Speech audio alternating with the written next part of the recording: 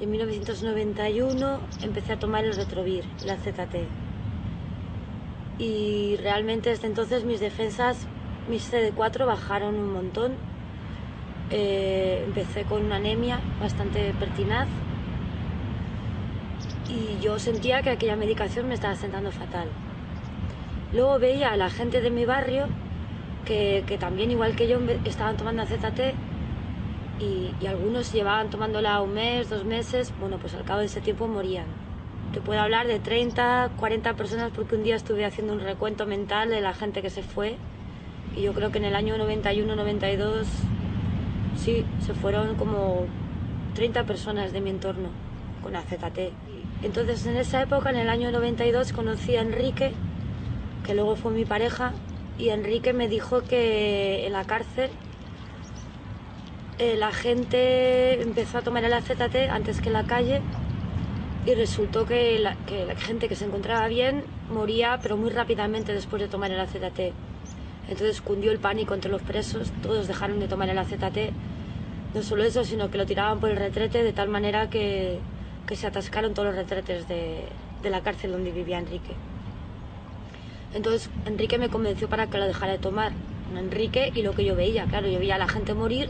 A mí me habían dicho que me quedaban muy pocos años de vida y me planteo, digo, bueno, ¿para qué voy a tomar una medicación que me sienta fatal, que me impide levantarme y hacer una vida normal, si total me va a morir? Pues prefiero vivir 2 años menos, pero en condiciones de normalidad que de esta manera. Y entonces dejé de tomar el Retrovir.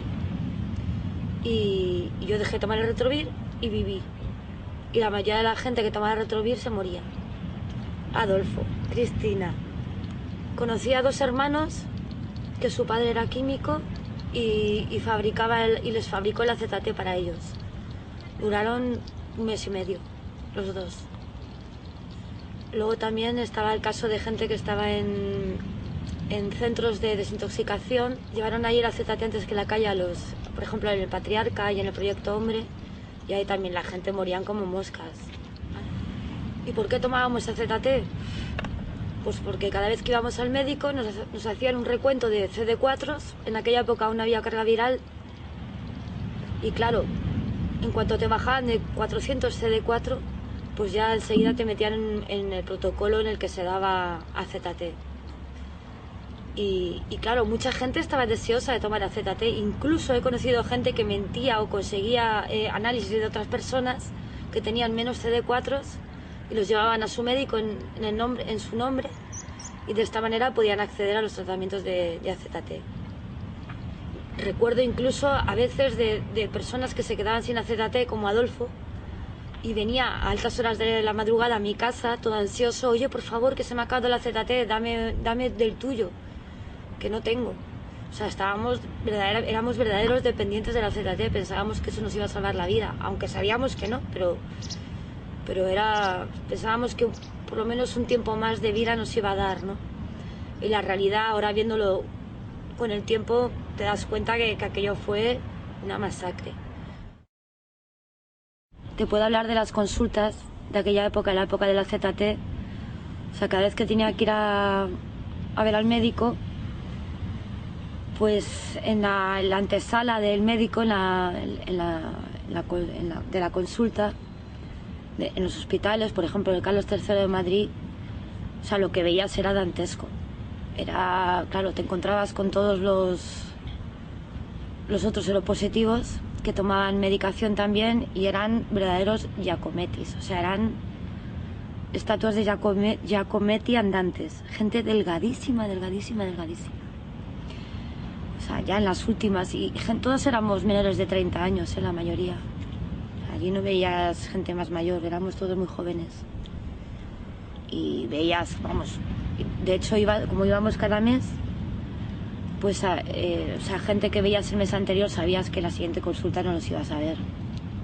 Algunos iban ya en sillas de ruedas, o ibas viendo en la progresión. Me acuerdo de una chica muy alta, que debió de ser muy guapa, que iba con unos zapatitos tipo bailarina de color dorado, iba siempre muy mona, y yo me fijaba en ella, o siempre que iba me fijaba en ella, y la iba viendo cada vez más delgada, más delgada, más delgada. Ya una vez la vi en silla de ruedas y ya la siguiente vez no la vi. Te puedo hablar de la planta 10 del Hospital de la Princesa en Madrid, cuando yo iba a visitar a mis amigos, lo que yo veía allí. ¿Y qué veía? Pues veía, por ejemplo, presos esposados a los barrotes de la cama, algunos con el síndrome de abstinencia que no se lo paliaban de ninguna manera, no sé qué razón alegaban, pero el caso es que allí la gente pasaba el síndrome de abstinencia a pelo, sin ningún tipo de tranquilizante ni nada. O a lo mejor les daban, pero no era suficiente. Y entonces yo veía a los presos gritando, esposados a las barrotes de su cama, custodiados por 2 policías, a lo mejor en la puerta de la habitación, y sabías que se estaban muriendo, claro. Y tampoco veías familiares, yo no sé si es que no avisaban a los familiares o qué, los veías morir solos.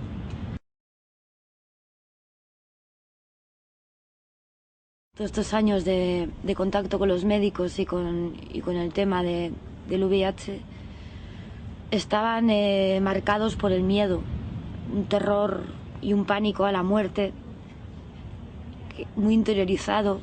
A veces también ya era,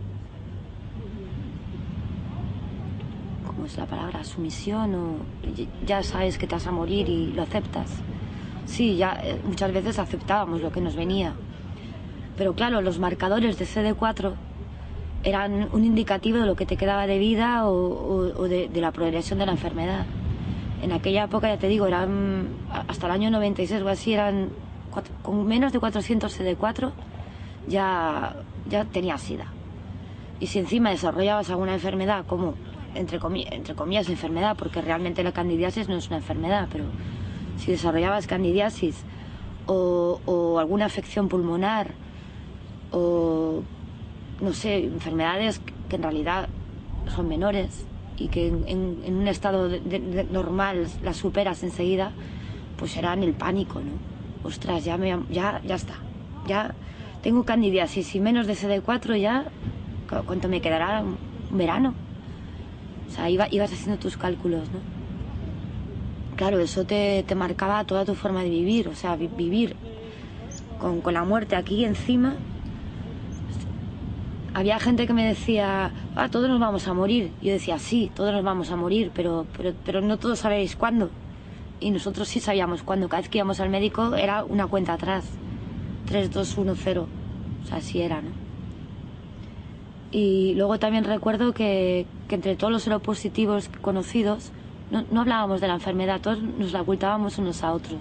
Aunque todos sabíamos que el otro la tenía, pero no nos lo decíamos. Y claro, cuando alguno de nosotros de repente desaparecía o dejaba ir al bar al que solíamos ir o te enterabas por alguien que estaba en el hospital, ya sabías que era lo siguiente, ¿no? Entonces era habitual cada semana. ¿Dónde está tal? Murió. ¿Dónde está no sé quién? Murió. O sea, ya era normal. Ya ni siquiera... Es que no te inmutabas. Ya lo tenía... Era tan normal que... Pues como si me dices que alguien se ha casado o ha hecho la primera comunión. O sea, no era...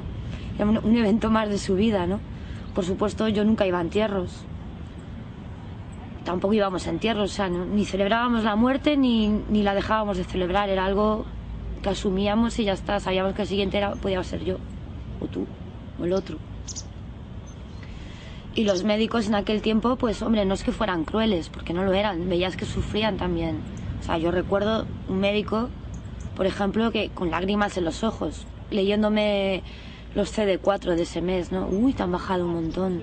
Y con lágrimas en los ojos, ¿no? Yo consolándole. No te preocupes, hombre, si ya estoy preparada y tal. Ay, es que es muy duro ver morir a tanta gente joven y tal. También morían niños, bebés. O sea, por ejemplo, mujeres que se quedaban embarazadas, tenían un hijo, a lo mejor antes no sabían que tenían el virus y se quedaban embarazadas y se enteraban que tenían el virus. Las metían en el AZT a ellas y a sus hijos.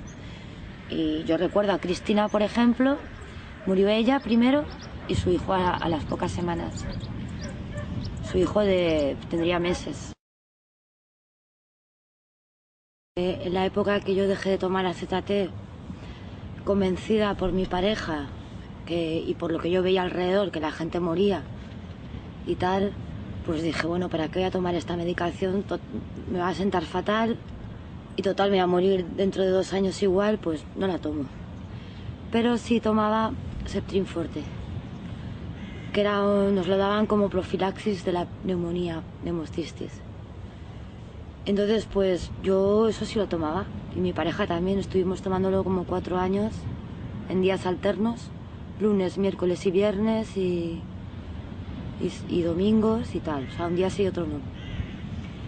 Y la verdad es que me sentaba fatal, ¿eh? O sea, una reacción, pues igual que si hubiera tomado ZT, no, pues igual no me podía levantar, a las 12 de la mañana ya estaba tumbada en el sofá, o sea, a lo mejor me levantaba a las 10 de la mañana y a las 12 ya no me podía mover. Y luego ya a lo mejor me recuperaba un poco por la tarde, pero aquello era tremendo.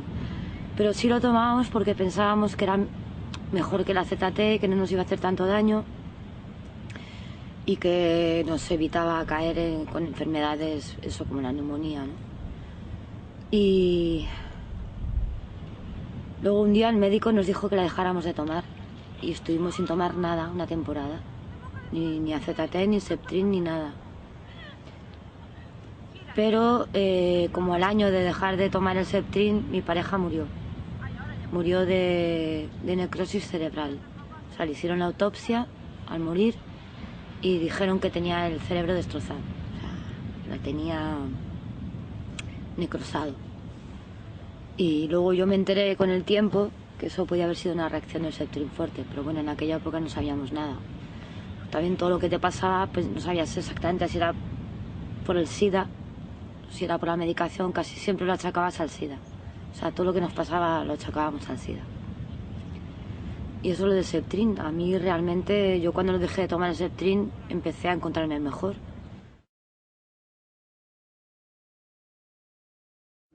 Entonces luego vino otra parte, que fue a partir del año 96, que ya nos hablaron de los nuevos cócteles antirretrovirales, que eran menos dañinos que la ZT.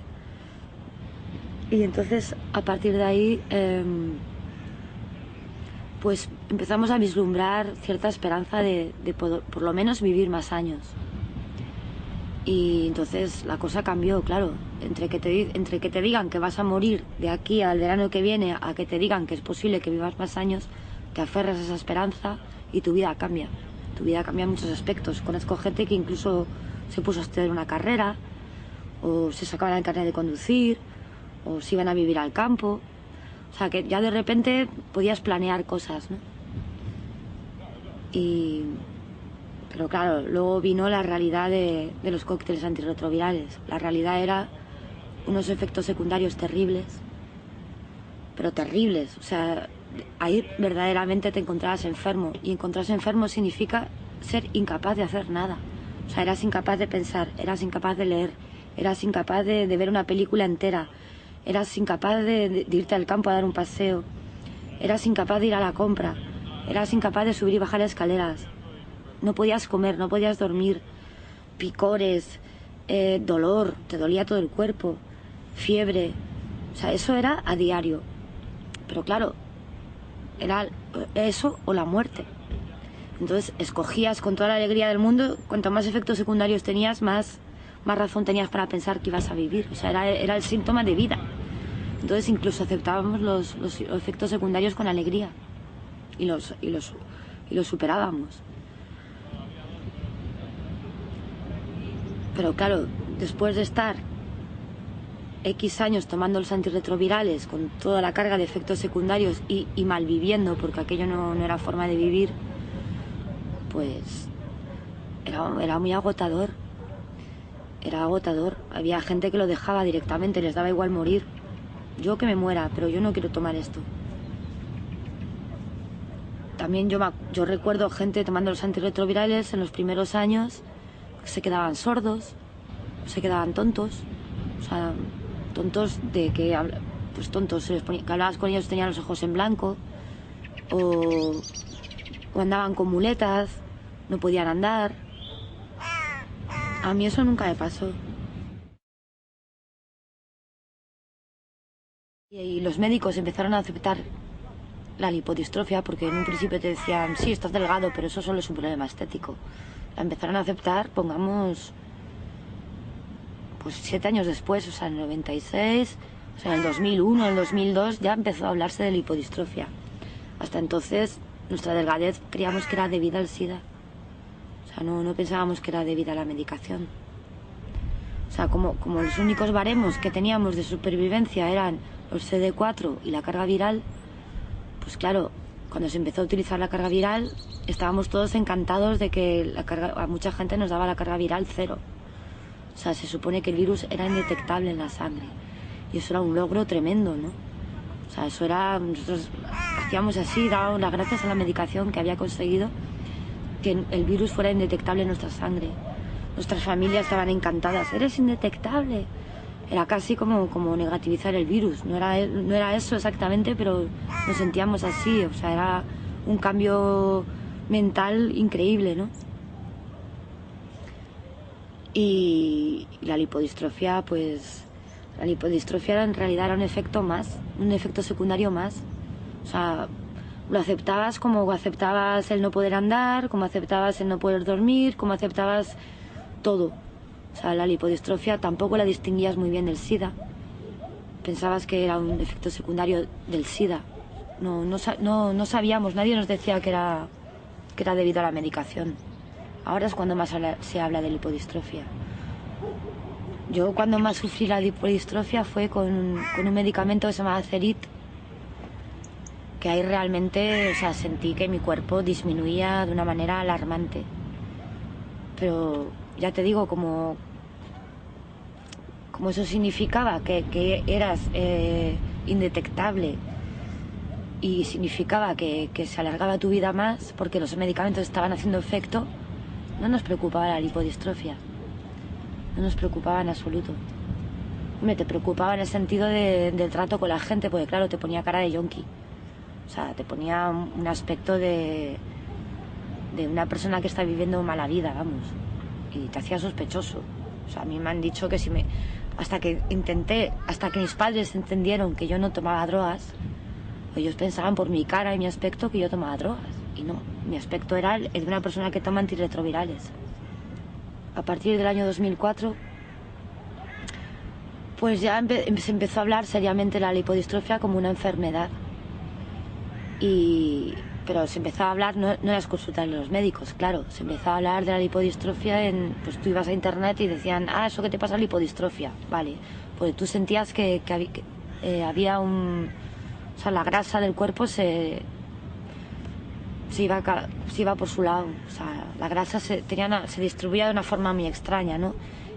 Tenía los brazos muy delgados, la tripa muy grande, las tetas se nos ponían así a las mujeres.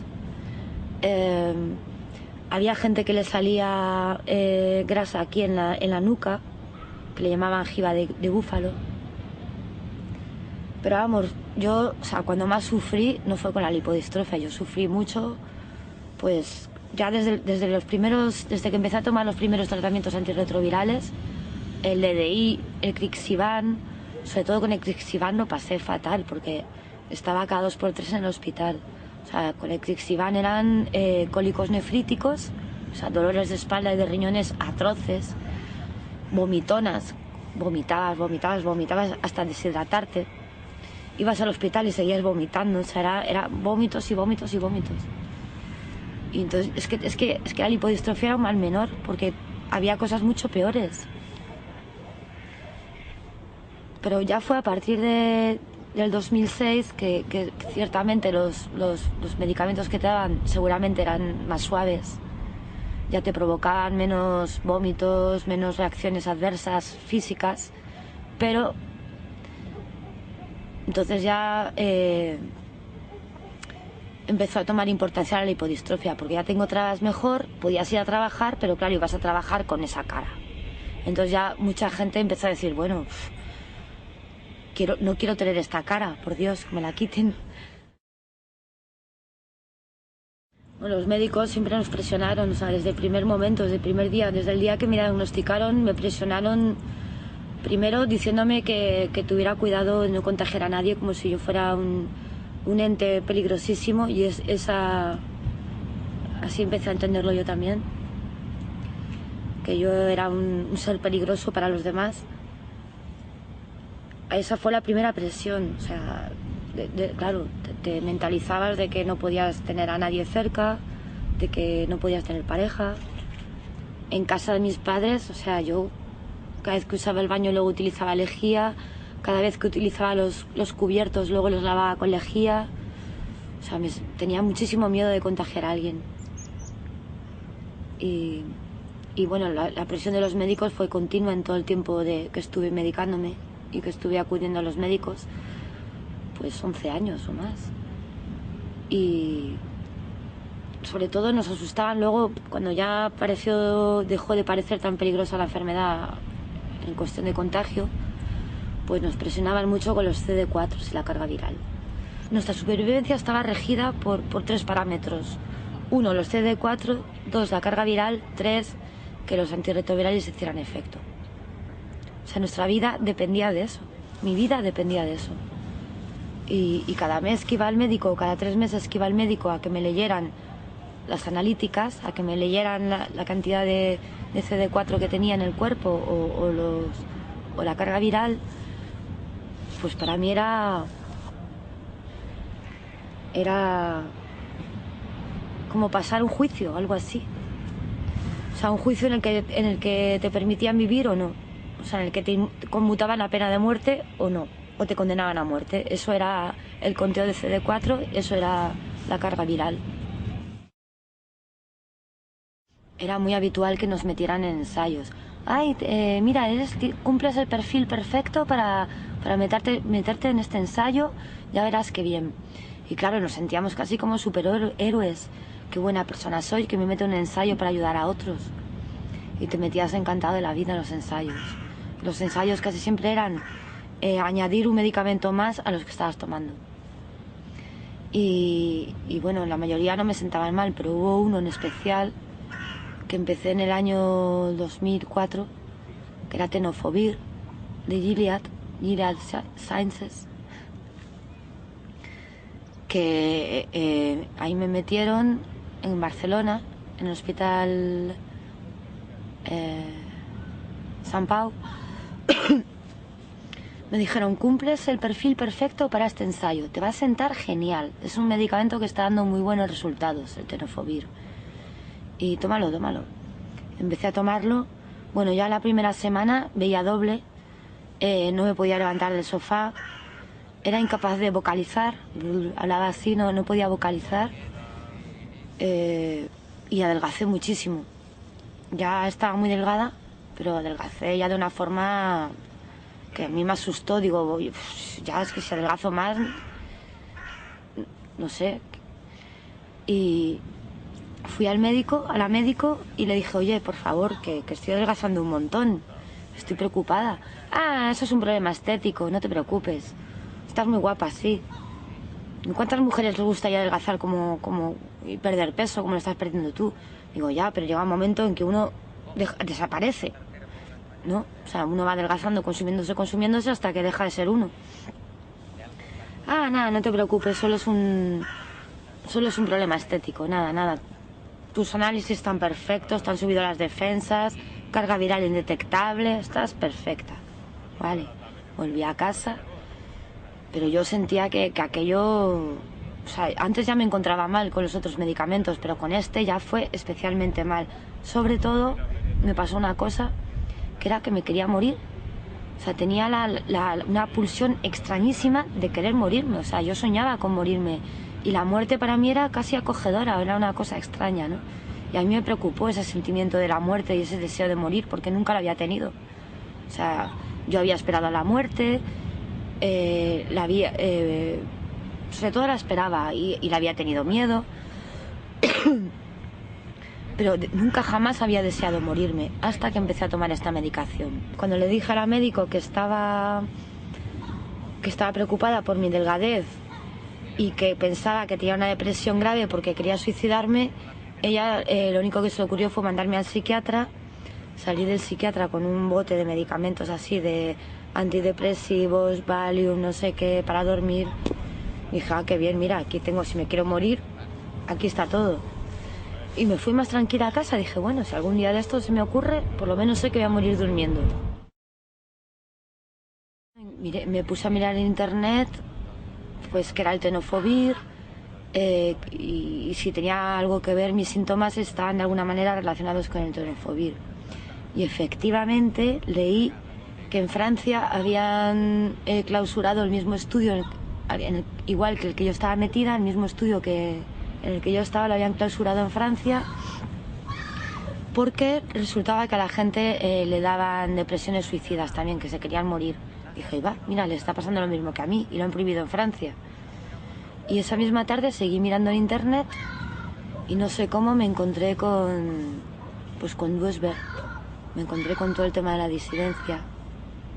Y bueno, o sea, fue una locura aquello, o sea, de repente, claro, imagínate, antes de ayer tu vida depende de unos medicamentos y hoy resulta que te enteras que esos medicamentos posiblemente te están matando, que el virus del que tanto hablan, de ese virus amenazante que se ha llevado por delante a la mitad de tu generación, a la mitad de tus amigos, a mi pareja, vamos, a mi perro no, porque no, pero que se llevó por delante de todo el mundo, te enteras que ese virus pues no es tan dañino y llegas a la conclusión a través de lecturas en internet de que esos medicamentos pueden matar.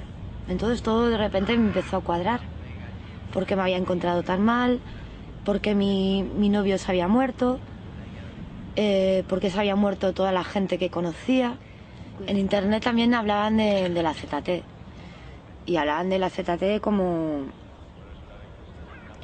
pues lo relacionaban con un posible genocidio. Bueno, lo de posible lo pongo yo, o sea, en internet todo lo que leí a través de Peter Duesberg y más gente relacionada con la disidencia del SIDA, pues ahí empecé a darme cuenta que posiblemente la ZT se llevó por delante a toda la gente que conocía, se llevó por delante a toda mi generación, bueno, a gran parte de mi generación.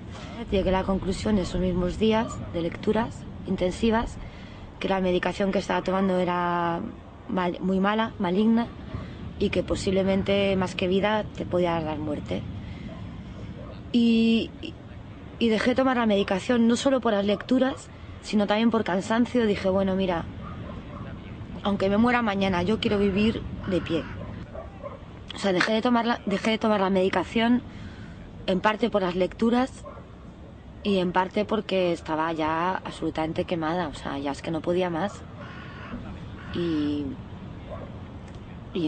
dejé de tomar la medicación y como al mes o así, joder, de repente veía bien, empezaba a comer, recuperé un poco de peso, bueno, un montón de malestares que tenía, sobre todo esa sensación de intoxicación perpetua, pues desapareció, fue desapareciendo paulatinamente. Entonces, claro, eso corroboró más mis lecturas, o sea, coincidía lo que estaba leyendo con la experiencia que yo estaba viviendo. Las lecturas me decían, la medicación es mala, te produce mucha intoxicación en el organismo, y yo estaba dejando de tomar la medicación y me sentía más desintoxicada, empecé a sentirme mejor. Y eso fue lo que a mí me impulsó a seguir adelante. Y a partir de ahí dejé de ir a los médicos, dejé de tomar absolutamente toda medicación, empecé a querer cuidarme más también y empecé a cuidar mi alimentación, también podía hacer un poco de deporte, podía caminar, cosa que antes no. Y claro, a medida que mi vida física iba mejorando, también iba mejorando mi vida psíquica, y todo fue como una rueda y al final la conclusión fue que recuperé la salud. O sea, la salud que había perdido, es que ya ni recordaba cómo era vivir con buena salud. Y en cuestión de un año yo empecé a ser persona. Podía pensar, podía leer, podía estudiar, podía comerme el mundo, lo que hiciera falta. Y a los 3 años de no tomar nada, coincidiendo con una época de mucho estrés, pues resultó que me dio algo al cuerpo parecido a un ictus. O sea, se me paralizó medio cuerpo, no fue una parálisis exactamente, sino como una incapacidad una descoordinación absoluta de la parte izquierda de mi cuerpo, ¿no? y otros síntomas. Y entonces pues acudí al hospital sin contar que era VIH. En el hospital no me hicieron caso y yo estaba preocupada, digo, joder, ¿qué me está pasando? Y al final conté que era VIH positiva, se enfadaron mucho conmigo, claro, y me tumbaron en una cama y me trajeron una inyección así de grande. ¿Qué me estáis dando? Septrin Forte. Ah, no, yo no quiero tomar Septrin Forte. Pues es lo único que hay para lo que tú tienes. Digo, ¿pero qué tengo? Si no lo sabéis, no me habéis hecho ningún análisis aún. No, por los síntomas debe ser una toxoplasmosis. Digo, bueno, tú primero me haces los análisis y según lo que de los análisis, pues se sigue un tratamiento u otro. Me hicieron análisis, los análisis dieron negativo 2 veces a la toxoplasmosis, o sea que no tenía toxoplasmosis, aunque el médico, el neurólogo insistía en que tenía toxoplasmosis por la sintomatología. Dice, bueno, es que hay un 1% de personas que no dan positivo los análisis, pero aún así tienen toxoplasmosis. O sea, tus síntomas más VIH más no sé qué, igual a toxoplasmosis. Y yo no sé por qué tenía la intuición, creo que certera, de que no era toxoplasmosis, sino una consecuencia, una secuela de los medicamentos, de 11 años de medicación de venenos. Y luego, con el tiempo, hablando con otras personas y tal, pues supe que efectivamente a personas que estaban tomando la medicación, no a gente que la había dejado, sino gente que estaba tomando la medicación, les había pasado lo mismo que a mí, incluso algunos con resultado de coma, de muerte o de parálisis permanente. Yo, afortunadamente, creo que porque no tomé toda la medicación que me mandaron, sobreviví a aquello, con ciertas secuelas que aún tengo. Pues tengo alguna descoordinación motora y tal, pero creo que con el tiempo remitirá. Y yo, o sea, tengo, no sé si intuición o qué, pero yo creo que esto es debido a la medicación que he tomado durante tantos años. O sea, fuma plomo o bebe plomo durante 15 años de tu vida y alguna secuela te quedará. O trabaja en la mina, acabas con silicosis. Pues en mi caso, lo que pasa es que, claro, no se estudia. No se sabe qué ocurre a la gente que está tomando muchos años medicación. No se sabe qué ocurre con la gente que no toma medicación, qué tipo de secuelas pueden quedar. Entonces, hasta en esto somos un grupo experimental, pero en el que nadie quiere con el que nadie quiere experimentar qué ocurre con la gente que no toma medicación. O sea que pertenecemos ahora mismo a un grupo de personas que nadie quiere ocuparse de nosotros. Aparte que creo que en este momento lo más inteligente es no decir que hemos dejado de tomar la medicación, porque puede provocar rechazo en los médicos, ¿no?